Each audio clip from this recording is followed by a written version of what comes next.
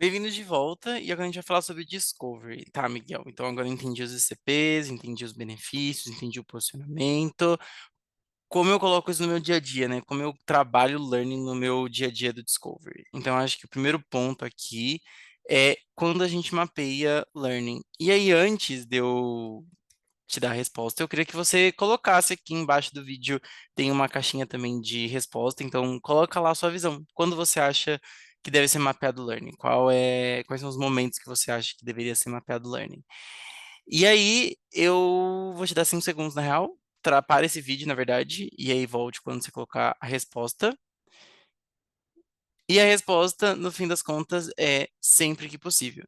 Então, a gente tá tentando mapear esses ICPs, eles ainda precisam de polimento, né? A gente precisa de mais experiência para conseguir criar e entender um pouco mais esses, esses perfis, né? De quando a gente vai ganhar learning, onde tem mais certeza de ganhar learning.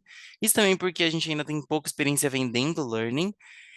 E por conta disso, e também por conta de outra coisa que é, para você conseguir definir se um cliente ele é um ICP de learning ou não, você precisa mapear, você precisa entender qual é a dor dele, você precisa entender o que ele está passando, etc., para você conseguir entender o que você vai falar, como encaixar ele dentro dos cenários que a gente está mapeando de learning. Então, sempre que possível, sempre que tiver uma leve abertura e der para fazer esse mapeamento, faça. Não tenha medo de fazer esse tipo de mapeamento. E aí, eu acho que aqui a gente tem alguns direcionadores, tá? Miguel, eu não consigo fazer tudo, porque a gente sabe, 1 hora de conexão para mapear, entender o processo de avaliação de desempenho, passar o posicionamento da empresa, entender os stakeholders, conseguir trabalhar uma conexão com o champion, conseguir entender qual é a liderança, conseguir marcar uma nova agenda, fazer o processo comercial, entender também as necessidades de pesquisa e metas, conseguir passar tudo isso em 1 hora e ainda falar de learning é difícil.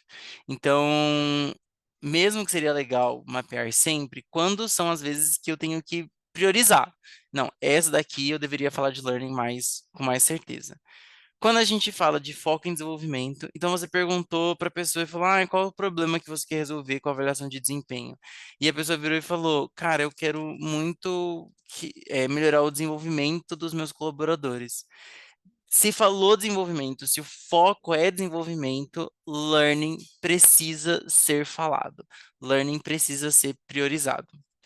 Outra coisa também que pode ser muito importante é os concorrentes que estão no jogo.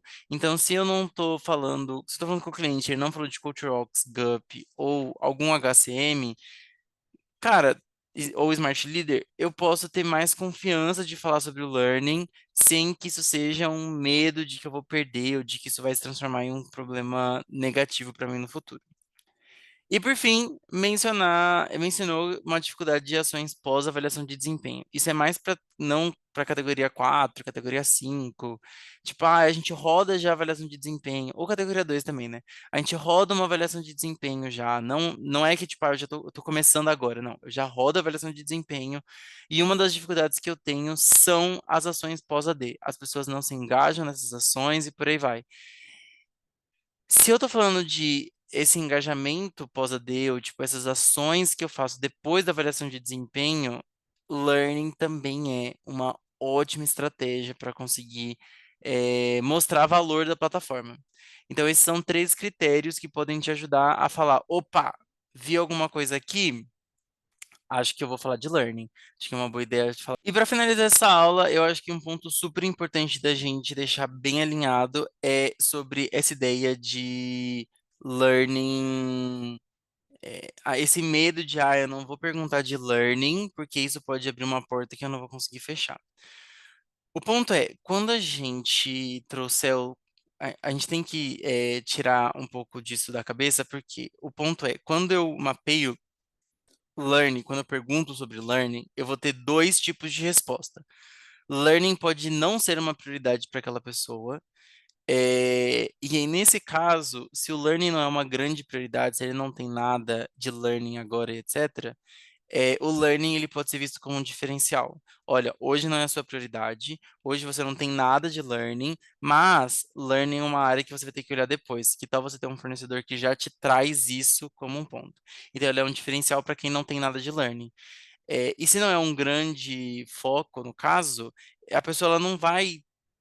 Tipo, o learning da Coach Rocks não vai ser um grande diferencial, não vai ser um grande problema, porque ele não está atrás de um grande LMS. Então, começar a ter uma coisa básica, ter uma coisa super avançada, não muda muito para ele agora, se isso não é uma grande prioridade.